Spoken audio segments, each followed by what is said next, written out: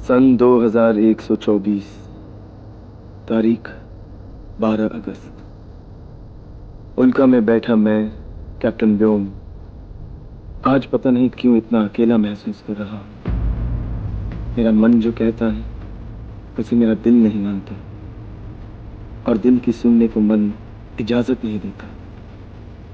आखिर ये कैसी उलझन है और क्यों है? क्यों है इतनी बेबसी, इतनी बेताबी? 22वीं सदी में रहने वाले हम आज अपने विज्ञान की बदौलत समय में सफर करने लगे हैं, मगर फिर भी समय के हाथों मजबूर है। मेरा हर सवाल समय की चौखट पर खड़ा है, मगर समय के कानों में मेरे सवालों की दस्तक का कोई असर नहीं। थक चुका हूं मैं, मगर कोई जवाब नहीं जो मुझे आराम दे सके। मेरी जिंदगी में आज तक जो कुछ भी हुआ, कब और कैसे हुआ, ये तो मैं जान चुका हूं, लेकिन क्यों हुआ इसका कोई जवाब नहीं। इस जवाब के लिए मुझे अभी और इंतजार करना है, और क्यों ये भी नहीं मालूम। कितनी अजीब बात है, मैं बचपन से लेकर आज तक कुछ और ही सोचता रहा, कुछ और ही मानता रहा। 25 साल गुजर गए और अब पता चला कि मेरी असलियत क्या है, मैं कौन हूं और किसका हूं। कहते हैं कभी कभी दुश्मन भी सही पता दे जाता है, और शायद यही काम विकाल कर गया। विकाल, हमारा सबसे खतरनाक दुश्मन। रुक जाओ विकाल, विकाल, विकाल, टाइम मशीन के अंदर मत जाओ वरना अनर्थ हो जाएगा। तुम नहीं जानते तुम कौन सी काली ताकत के वश में हो। मैं तुम्हें उस काली ताकत से छुड़ाऊंगा विकाल। विकाल किसी के वश में नहीं आता, इतना याद रखिएगा एस्ट्रो गुरु। विकाल ने काली ताकतों के साथ सौदा किया है, बराबरी का सौदा। हमने मिलकर आप जैसे सच्चाई के झूठे पहरेदारों की दुनिया को बदलने की कसम खाई है। विकाल, वो ताकत तुमसे कितनी बड़ी है इसका तुम्हें अंदाजा नहीं। आपने मुझे छोटा कह दिया, विकाल को उसके मुंह पर छोटा कह दिया आपने। इतना गुस्सा आता है मुझे आपकी बात का कि इसी वक्त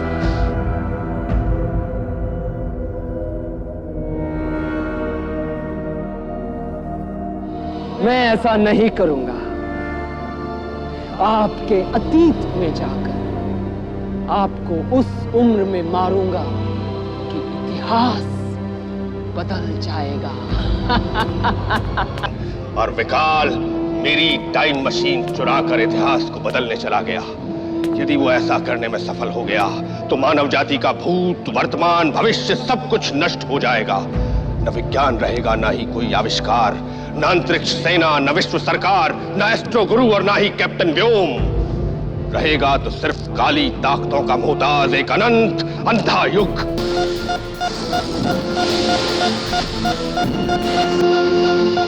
साइड टेक ऑफ के लिए तैयार? तैयार कैप्टन व्योम।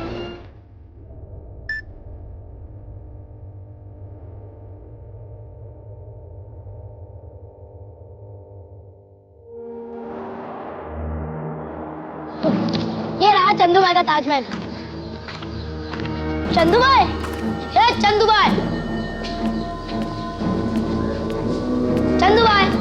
अरे कैप्टन व्योम, ये देखिए टाइम मशीन। कल तक तो वही था, ये किधर से लाया मालूम नहीं। चंदू भाई, हे चंदू भाई, देख तेरे को मिलने के लिए कौन कौन हीरो लोग आए। ये विकाल की और ये जो अधूरी है वो चंद्रकांत शास्त्री। लेकिन यहाँ तो ना विकाल है ना चंद्रकांत शास्त्री। इधर भी नहीं कैप्टन जॉब। कोई बात नहीं, हम यही इंतजार करते हैं। उसका डर लगता है। पता नहीं किस काल से आया ये विकाल। कहता है मेरा प्रिय शिष्य है, लेकिन रॉब ऐसे ही झाड़ता है मानो। प्रणाम। कहीं ये व्योम तो नहीं? कौन हो तुम? कैप्टन व्योम, आपका शागिर्द, भविष्य से आया हूं। आज से 125 साल बाद का एक खतरनाक गुनहगार विकाल आपकी हत्या करने के लिए यहाँ आया है। विकाल!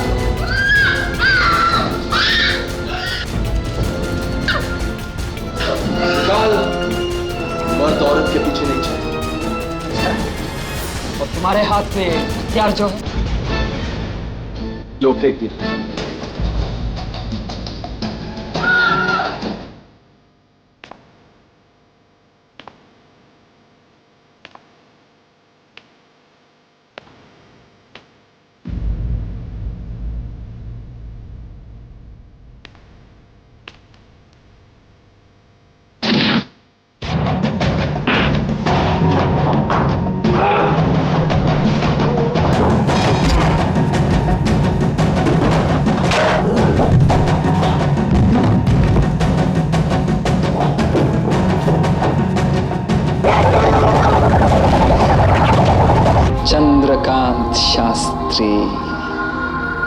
तुम्हारी टाइम मशीन पूरी हो चुकी है और इसके साथ ही तुम्हारा टाइम भी।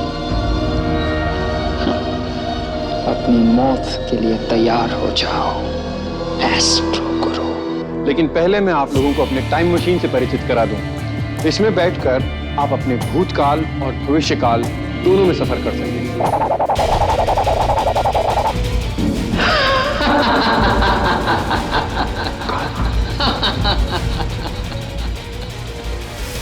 आपने तो अपना काम पूरा कर दिया, अब मुझे मेरा काम पूरा करने दीजिए। अब आपको कोई नहीं बचा सकता एस्ट्रो।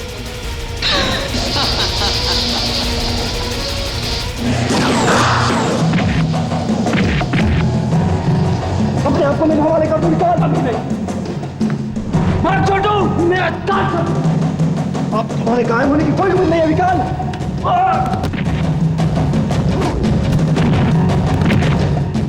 एस्ट्रो गुरु, हाइडी के साथ टाइम मशीन से दूसरे काम में चले जाइए। जी कैप्टन, चलिए। हाइडी उसे ख्याल रखना।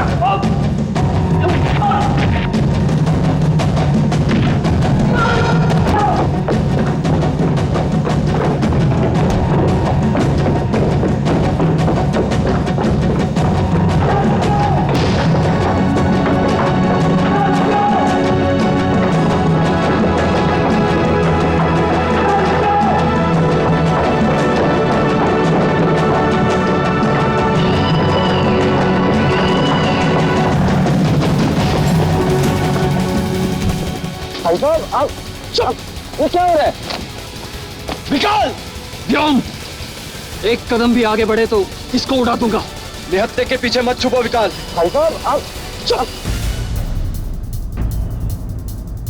व्योम!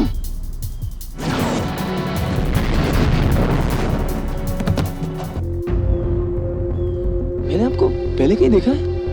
मुझे? आपको भी लगता है ना हम पहले कहीं मिले? नहीं, ये तो नहीं हो सकता। आप इतने दावे के साथ कैसे कह सकते हैं? क्योंकि मैं जानता हूँ। देखिए भाई साहब, मेरी याददाश्त बहुत तेज है। मैं यकीन के साथ कह सकता हूँ कि हम। खैर छोड़िए, शायद आप मेरी बात का बुरा मान गए। हाँ बोलिए, आप कुछ कहना चाहते हैं? नहीं, कुछ नहीं। देखिए, बेहतर यही होगा कि अभी आप यहाँ से चले जाइए। पुलिस और रिपोर्टर्स आएंगे, आपको परेशान करेंगे। ये एक इत्तेफाक था या समय की कोई साजिश? विकाल ने आड़ भी ली तो ऐसी शख्सियत की जो मेरी हमशक्ल थी। उस हमशक्ल को तो मुझ में अपना चेहरा दिखा, मगर मुझे पता ही नहीं चला। और पता चलता भी कैसे? कभी सपने में भी नहीं सोच सकता था कि ऐसा होगा। मगर ख्वाब कभी दिखकर पूरे नहीं होते, तो कभी बिना देखे ही असलियत में बदल जाते हैं। और सबसे बड़ी बात, इंसान खुद उन्हें सच का रूप देता है।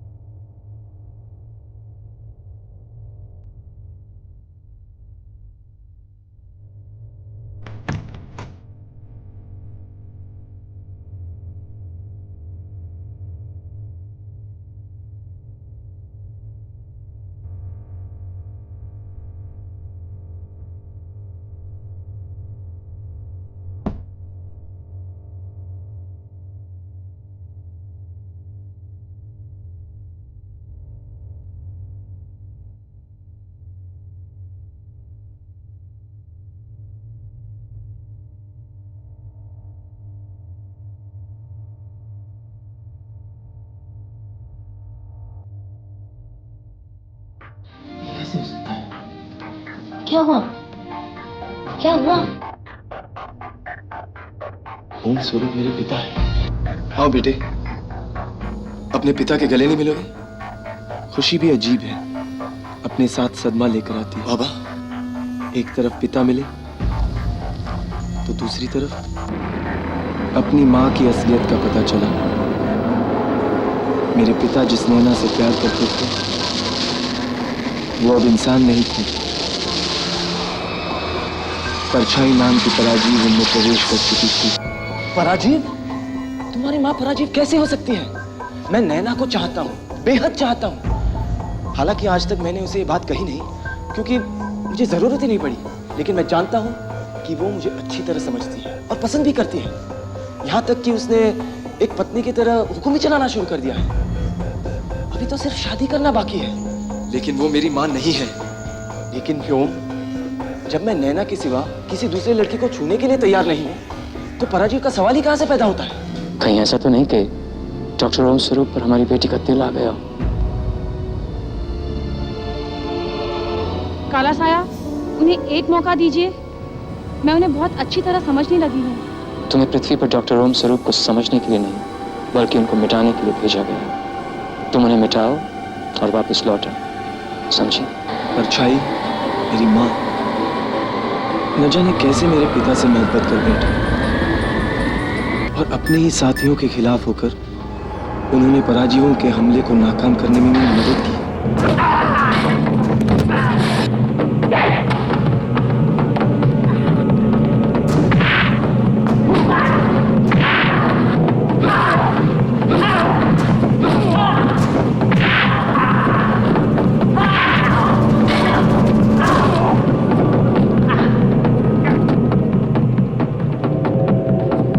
आपको मेरे हवाले कर दो पराजीव। कि कालिक के इतिहास में लिखा जाएगा कि साया नंबर 108 एक वफादार की मौत मरा। रुक जा पराजीव। पूरे 10 सेकंड में यहाँ तहस नहस हो जाएगा। मुझे तुम पर गर्व है बेटे। तुम इतनी दूर के समय से आए हो और फिर भी तुम्हें हमारी पृथ्वी से कितना प्यार है। मैं बहुत खुश हूँ। मैं बहुत खुश हूं कि मेरा बेटा इतना काबिल और देशभक्त इंसान है। लेकिन बेटा, मैं तुम्हारे साथ कुछ वक्त बिताना चाहता था। हमें साथ साथ वक्त बिताने का कोई मौका ही नहीं मिला। और अब जब मौका मिला है तब तुम मुझे जाने के लिए कह रहे हो? बाबा, आप भी जानते हैं कि आपका जाना बहुत जरूरी है।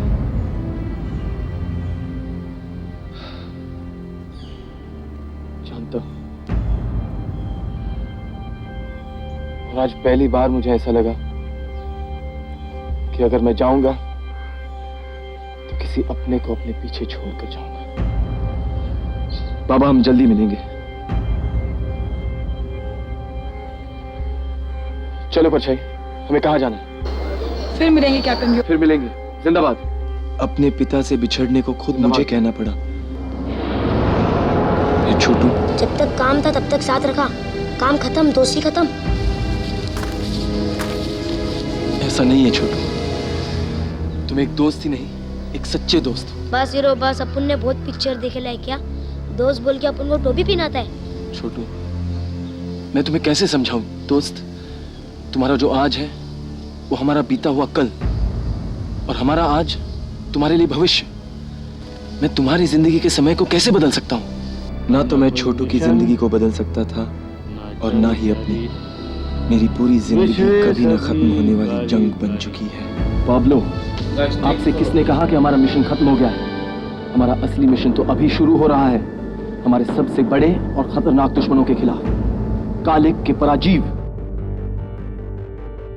अब इसके बाद पिछले 125 साल में जब भी हमारे सूर्यमंडल के किसी भी वैज्ञानिक ने ऐसा आविष्कार किया जो दुनिया को बदल सकता था, इन्हीं पराजीवों ने उस वैज्ञानिक को अपने वश में करके मानवों के खिलाफ लड़ी।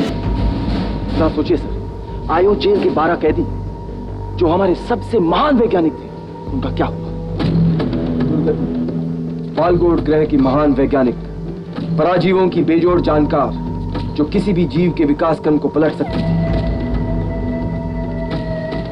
छलासुर, जो छल और भ्रम के जादू से कुछ भी दिखा और महसूस करा सकता था।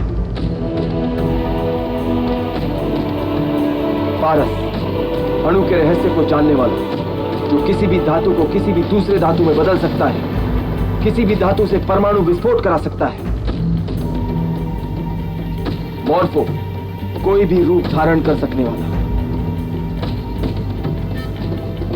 मोहिनी, सम्मोहन शक्ति से किसी को भी अपने वश में कर सकने वाला। तेजा, ब्रह्मांड में बहती प्रकाश की किरणों को केंद्रित करने वाला, जो चाहे तो ग्रहों के तापमान बदल दे। काइनेटो, मन की शक्ति से किसी भी चीज को बिना छुए हिला देने या जलाकर राख कर देने वाला। ग्रेविटो और कंप्यूटो, एक गुरुत्वाकर्षण शक्ति को अपने बस में करने वाला और दूसरा दुनिया के किसी भी कंप्यूटर के डेटा को बदल देने वाला। सुर सम्राट सोनिक और वेनम एक दूसरे के सच्चे आशिक, अपने संगीत ध्वनि तरंगों से किसी भी चीज को हिला देने वाला सुर सम्राट और विष की जानकार वेनम, जो चाहे तो पूरे वातावरण को जहरीला बना दे।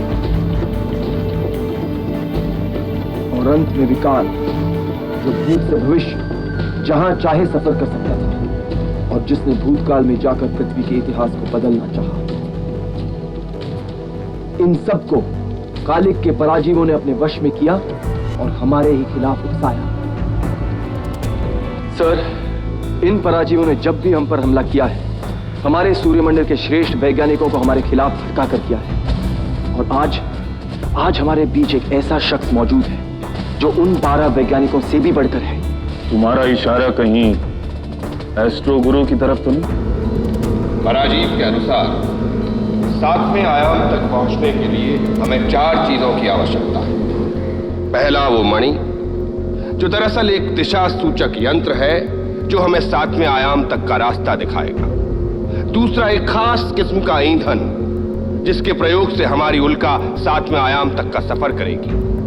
और तीसरा एक जड़ी बूटी, जिसके इस्तेमाल से हम 7वें आयाम में सांस ले पाएंगे। और चौथा वो शस्त्र, जिसकी मदद से हम हमेशा के लिए पराजीवों को खत्म कर सकेंगे। और ये चारों चीजें हमला करने से पहले हमें हासिल करनी होगी। एस्ट्रो गुरु, यह भी हो सकता है कि सिर्फ हमें उलझाने के लिए पराजीव ने इन चीजों का जिक्र किया हो। यहां हम इन चीजों को हासिल करने में लगे रहें और वहां वो पृथ्वी पर हमला कर दें। नहीं कैप्टन व्योम, पराजीव ने जो भी कहा वो सच कहा। यह आप इतने यकीन के साथ कैसे कह सकते हैं? क्योंकि अगर ऐसा नहीं होता तो पराजीव कभी आत्महत्या नहीं करता। क्या पराजीव ने आत्महत्या कर ली? हाँ। लेकिन एस्ट्रो गुरु, जान लेना या देना पराजीवों के लिए मामूली बात है। वो अपना मकसद हासिल करने के लिए कुछ भी कर सकते हैं। देखो व्योम, पराजीव ने जिन 4 चीजों का जिक्र किया, उनमें से 3 चीजें मुझे पहले से ही पता थी। सिर्फ चौथी वो चीज थी जिसके बारे में मैं नहीं जानता था। कौन सी चीज? मणि। इसीलिए कह रहा हूं कैप्टन व्योम कि जिस तरह विभीषण रावण की मौत का कारण बना था, उसी तरह से ये पराजीव अन्य सभी पराजीवों की मौत का कारण बनेगा। एस्ट्रो गुरु, क्या सिर्फ ये बताने के लिए पराजीव आपसे अकेले में बात करना चाहता था? अब ये तो वो पराजीव ही जाने कि उसने ऐसा क्यों किया। नहीं, आप भी जानते हैं, लेकिन हमें बताना नहीं चाहते। व्योम, मैंने तुमसे पहले भी कहा था कि कुछ समय के लिए अपने सवालों को भूल जाओ, सही वक्त का इंतजार करो। तुम्हारे हर सवाल का जवाब मेरे पास है, लेकिन इस समय की मांग यही है कि हम जल्द से जल्द उन 4 चीजों को हासिल करें। लेकिन एस्ट्रो गुरु, आपने बताया नहीं कि ये 4 चीजें कहाँ और कैसे मिलेगी। ये सब कैप्टन व्योम तुम्हें समझाएंगे। मेरे कई सवालों के जवाब एस्ट्रो गुरु के जुबान पर हैं, मगर बाहर नहीं आते। एक तरफ मेरे सवाल और एक तरफ 125 साल पहले शुरू हुई पराजीवों से लड़ाई। अब अंजाम करीब है। अंजाम क्या होगा पता नहीं, मगर ब्लेज और माया को उनके मिशन पर भेजकर इस मिशन के बाद ही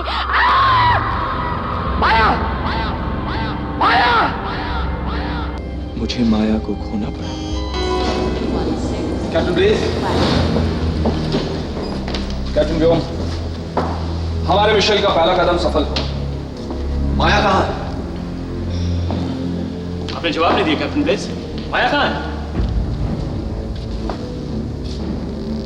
पायलट पाब्लो, हर चीज पाने के लिए कुछ न कुछ तो कीमत चुकानी ही पड़ती है। एस्ट्रो गुरु के अनुसार माया हमें वापस मिल जाएगी, मगर फिलहाल उसे खोकर हमें कितनी बड़ी कीमत चुकानी पड़ी है, ये सिर्फ मैं ही समझ सकता हूँ। मेरे साथ ही मेरी ताकत है, और किसी एक को भी खोकर पराजीव हम पर भारी पड़ सकते हैं। माया के बाद अब डॉक्टर जेन और पाब्लो को भेजकर उनका इंतजार कर रहा हूँ। उम्मीद कर रहा हूँ कि इस बार किसी और साथी को खोना न पड़े, नहीं तो